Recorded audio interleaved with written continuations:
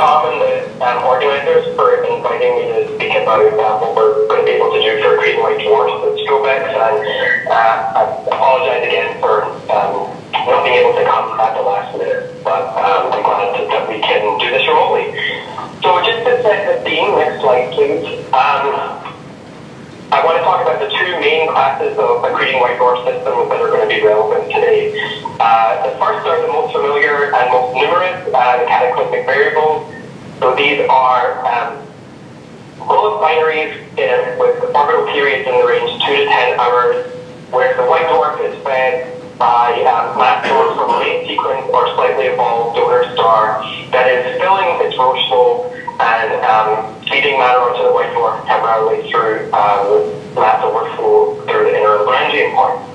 In low magnetic field systems, with less than about 10 to 5 Gauss, a disk is going to form, and in those systems we're going to get things like dwarf nova outbursts and other disk instability depending on the accretion rate through the disk. In more strongly magnetic systems, that mass infall can be channeled either partially or completely along the magnetic field of the white dwarf. So in intermediate strength magnetic fields, we get a partial disk formation and then magnetic accretion. Those are intermediate polars. And if the B field is strong enough, no disk is going to form at all, and all accretion will happen along the magnetic field. Those are the polar systems, and there's an example in the lower diagram here of one of those objects. So those are the CVs.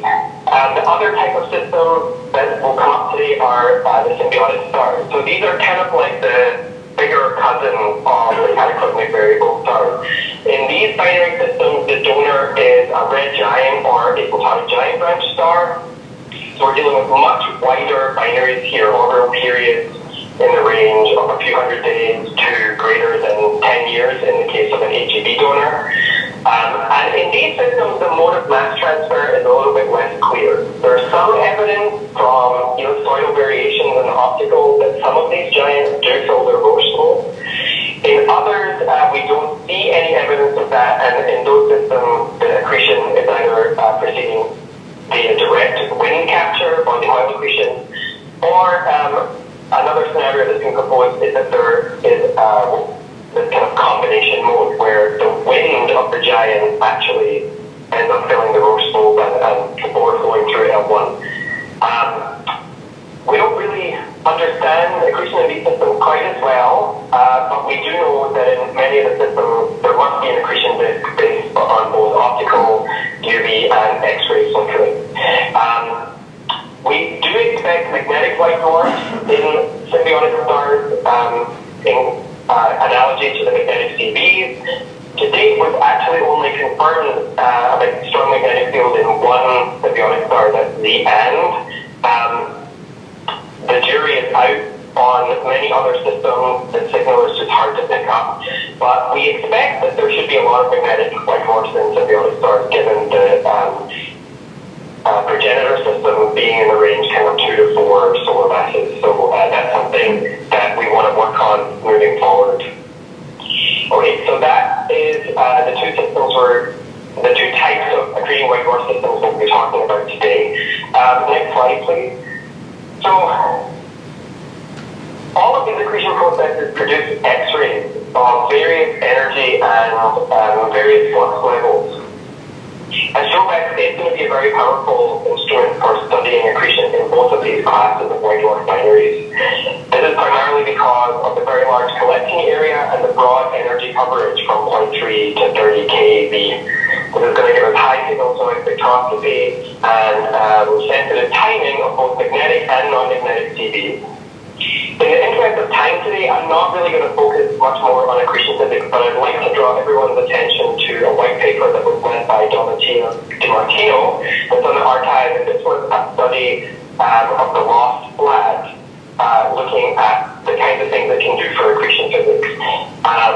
At some point, maybe in a future telecon, I can come back and address accretion physics a little bit more, but the last thing I'll say today here is that I think the addition of XRCA is going to be a very important complement to the lost lag instrument study that's already done, because it's going to give us the ability to get spectra and good timing for soft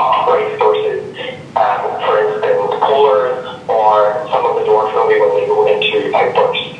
But for the rest of today, what I'm going to focus on is actually what STROBE-X can tell us about nova eruptions. So that's my main area of research focus. Okay, so next slide. So a nova eruption is a thermonuclear runaway event in an accreted shell on an accreting white dwarf that is triggered once the critical mass and temperature are reached in the shell. The thermonuclear runaway can then eject most, if not all, of the accreted material, and actually in many cases we have evidence that the TNR actually is eroding the white dwarf because we see strong enhancements of DNA cycle elements and also of neon in some novae that suggests that white dwarf material is actually being drenched up and ejected. Novae are generally discovered in the optical. I'm showing a bright naked eye nova, Novasatch 2015b in the GIF here. Typical outburst amplitudes are 8 to 12 magnitudes, and we discover anywhere between 5 and 12 of these a year in the Milky Way. The true rate is something closer to 50 per year. So novae are important because basically all accreting white dwarfs should experience a nova eruption at some point. It's basically unavoidable once the critical mass of hydrogen has been accreted. Even though there are some suggestions in the literature that challenge that, I think that's the kind of accepted knowledge in our field. And just to give you some of the important numbers, novae evolve over durations of weeks and months. Nuclear burning typically lasts anywhere from weeks to years, depending on the shell mass at the time of ignition. Nova eject 10 to minus 7 to 10 to minus 4 solar masses at velocities ranging from 300 to 4,000 kilometers per second. And so these are energetic stellar explosions releasing a total of anywhere from 10 to the 43 to 10 to the 45 ergs between kinetic energy and radiation. Okay, next slide. I just want to define a term here because it can sometimes get a little confusing in the literature. What do we mean by classical or recurrent novae? So a recurrent nova is simply a nova that has had more than one recorded outburst. The nature of the mass donor, so whether we're dealing with a CV or a symbiotic system, is unimportant. I bring this up because often people refer to recurrent novae and assume that they have a giant companion. There are about 10 recurrent novae known in the Milky Way, and the recurrence times range from 10 to 50 years. You can obviously see the bias here. We are only sensitive to things in the kind of modern era of astronomy. Several recurrent novae are also known in the Large Magellanic Cloud M31, including a very interesting system in M31 with a recurrence time that's just under 1 year. So those are recurrent novae. Classical novae are all other novae with only one known outburst. It's worth pointing out that as long as accretion is re-established, all novae should experience another outburst in the future on time scales ranging from decades to hundreds of thousands of years, depending on the accretion rate. Okay, next slide. Novae are truly panchromatic transients. As we just saw, they're discovered in the optical, but they show complex, interrelated evolution across the electromagnetic spectrum. Early time, they are bright in the optical as the ejecta pop up due to the release of energy from nuclear burning. But as that material is ejected and drops in density, we find that the pseudo-photosphere shifts more and more towards higher energy, passing through the ultraviolet. And then ultimately, we see a soft X-ray photosphere below energy is from 0.3 to 1 kV from the still burning shell. They show up at all other wavelengths, and in the last 7 years, there's kind of been a renewed interest in novae because they've actually been detected as GeV transients with the last onboard Fermi. This is pointing to a very important role for shocks at early times in the nova outburst, and that's one of the things that X-ray studies are very useful for, and that we'll be talking about today. Next slide, please. So, X-rays in novae provoke both shocks in the ejecta and the central white dwarf. I'm showing here a swift light curve of the same nova that I showed the GIF of a few slides ago, V6, 5 to 6, 8 Sag. At very early times, we see very faint, hard X-ray emission, and that actually in this nova was accompanied by gamma ray emission detected with Fermi. Then, a few hundred days after outburst, the source suddenly becomes very bright and extremely soft, as you can see in the hardness ratio panel here. That is the emergence of the soft X-ray photosphere from the nuclear burning shell. Once nuclear burning turns off, the X-rays fade away again, and then at late times we're left with residual X-rays from shocked or polarized ejecta. So STROBE-X is going to be a very powerful instrument for studying various aspects of the X-ray evolution of novae, and in particular today what I'm going to focus on are high signal to noise spectra and searching for early late hard X-ray emission from shocks, and then looking at oscillations that have been discovered in the photospheric emission during the supersonic phase. Next slide. So I've done a bunch of simulations, and basically I'm working under the assumption that we may be able to operate STROBE-X with novae somewhat like we have studied them with SWIFT. So SWIFT has revolutionized our understanding of X-ray emission from novae because it has enabled long-term monitoring with many short snapshot observations, typically at exposure times of 500 to 2,000 seconds. There's a very nice review by Greg Schwartz that looks at everything that was done up through 2011. So in everything I'm going to show you today, I'm going to assume that maybe we'll be able to use STROBE-X to monitor in a similar way. So with that, I mean we'll get our short snapshot observations in a single orbit in 2,000 second exposure time, and we'll be able to come back and revisit the nova several times over the course of the outburst. The plots I'm going to show you assume 128 concentrator units for the XRCA, and in general 200 EV resolution for the lab, although I'll show you a few cases for 300 EV. Basically, I'm trying to understand what improvements do we get over SWIFT with STROBE-X, and the answer is a lot, which is very exciting. Next slide, please. So just to set the scene, at early times we do detect 2 to 10 kV emission with SWIFT in many novae. In symbiotic systems, this X-ray emission can actually be very luminous because of the high density of the red giant wind that the nova ejecta are expanding into. So we get a strong blast wave and very luminous X-rays, and I'll show some examples of that for ourselves in the next few slides. In cataclysmic variable type systems, the ejecta are assumed to expand into a much cleaner environment, and so we don't expect a strong blast wave. But we do see hard X-ray emission at lower luminosities, and we think that that's originating in internal shocks within the ejecta, and I'll also show a couple examples of that as we move forward. The plot on the right simply shows a selection of novae in the 2 to 10 kV band, luminosities ranging from 10 to 33 to 10 to 36. In SWIFT, these novae were detected with count rates of basically a count per kilosecond or higher. Next slide, please. So, a very nice example case is RSO. This is a recurrent nova that has an outburst every 10 to 20 years, and it last went into outburst in 2006, which means that this may be an ideal target for STROBE-X in the mid-2020s, as long as it doesn't have another outburst before then. Immediately after the outburst in 2006, it was detected as a very hard X-ray transient with 2 to 20 kV fluxes in excess of 10 to the minus 9 ergs per second per centimeter squared. And through RFT and SWIFT monitoring, the temperature and luminosity evolution of this early X-ray emission was used to constrain the properties of the blast wave and estimate the mass of the ejecta. So I'm showing here the RFT evolution that was presented by Jennifer Sokolowski in a paper in 2006. And from the evolution of the derived temperature, they were able to estimate that this shock went radiative about 20 days after outburst, and that implies ejected mass of 10 to the minus 7, which is an indication that this is a very massive white dwarf. Now, interestingly, the same work was attempted by SWIFT using the XRT, and they found systematically lower temperatures than many of these days, which led to an interpretation that the shock had gone radiative at an earlier time.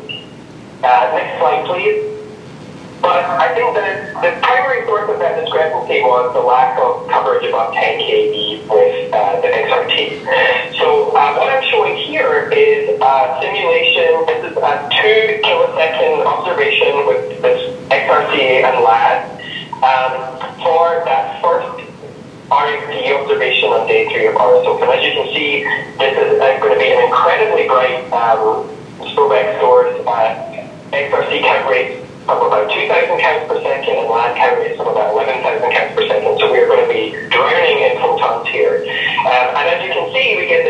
beautiful coverage of the iron line complex and very good detection of continuum all the way out past 20 keV. So we're going to be able to get much tighter temperature constraints here than we're able to do with XT and SWIFT. And the source is basically going to be so bright that we would be able to get high signal to noise spectra of an RSO type object all the way out past 10 kiloparsecs from Earth. So this is really very exciting. On the next slide, I'm showing just the power of having the combination of a soft X-ray instrument, good iron line resolution, and sensitivity out to 20 keV. These are spectra that were made assuming a temperature of 8 keV, which is the temperature that was found from the SWIFT observations of RSO. And I've fit it with a MECAL model that was fit to be a temperature of 10 keV, and that is the temperature that was found from the XT data. And as you can see, there are very clear residuals above 7 keV in the last data that indicate that you can definitely tell the difference between 8 and 10 keV plasma. The other thing that we get with the combination, of course, is a very nice constraint on the column density, which is telling you something about the red giant wind ahead of the ejecta. On the right here, I'm just showing what you get with a 300 dB resolution instead. Obviously, the separation of the iron lines is not quite as clear in the LAD spectrum, but in any case, we still see a pretty clear residual that indicates that the 8 kV, the 10 kV plasma is not a good fit to this 8 kV spectrum. Okay, next slide. I just took this from the white paper by Matias DiMartino. This was their simulation of the lost LAD. I just want to point out that RSOs would also trigger the white field monitor out to distances of about 5 kiloparsecs, which is twice as far as RSO is actually located. And I encourage you to look at the long paper for more details on that if you're interested. Okay, so I am a little tight on time. Next slide, I'm just showing X-rays from cataclysmic variable novae. These generally show lower X-ray fluxes than we expect with RSF both, but I think for some of the nearby objects, we're still going to get very nice spectra, particularly with the XRCA. So I'm showing here the X-ray evolution of nova B959 which is another Fermi-detected source.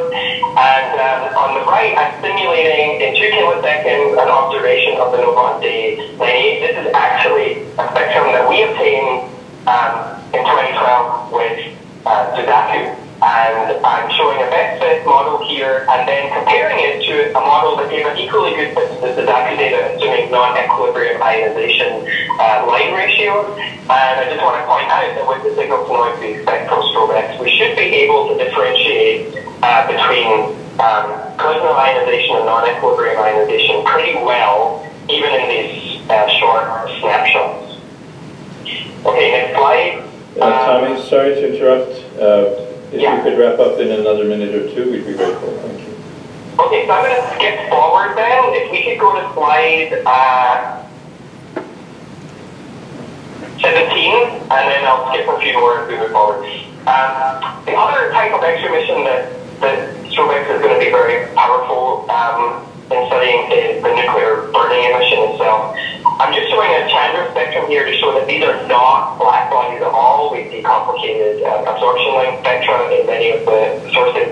But in general, with short SWIFT snapshots, we just model them as black bodies. Many of these sources are very bright and will be extremely high count rate sources for STROBE-X. So on the next slide, I'm just showing two extreme cases.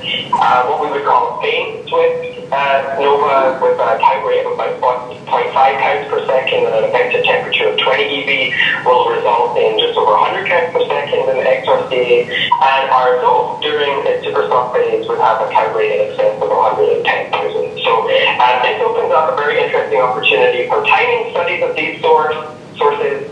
If we could skip forward 2 slides, supersoft oscillations are quasi-periodic oscillation is observed in many of these objects with periods in the range 30 to 60 seconds. In any individual nova, the period range is really pretty tight though, and so I'm going to assume that these are basically periodic signals. They come and go over the source the duration of the outburst. We don't really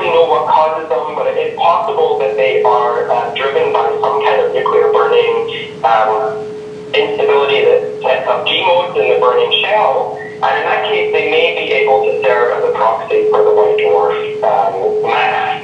So I will finish up today just by showing slide 21. This is just our sensitivity to periodic oscillations in the XRCA for a range of count rates and exposure times. And basically the point is, because of the high count rates we expect for most of these objects, we're going to do very well in searching for pulse fractions down into the sub 1% level for the brightest sources, and this is going to give us an opportunity to study these oscillations in a much larger number of novae as we move forward. Okay, so I'm sorry I ran over a little bit. I'm going to finish with slide 23, which are just a few concerns I want to raise about these types of observations.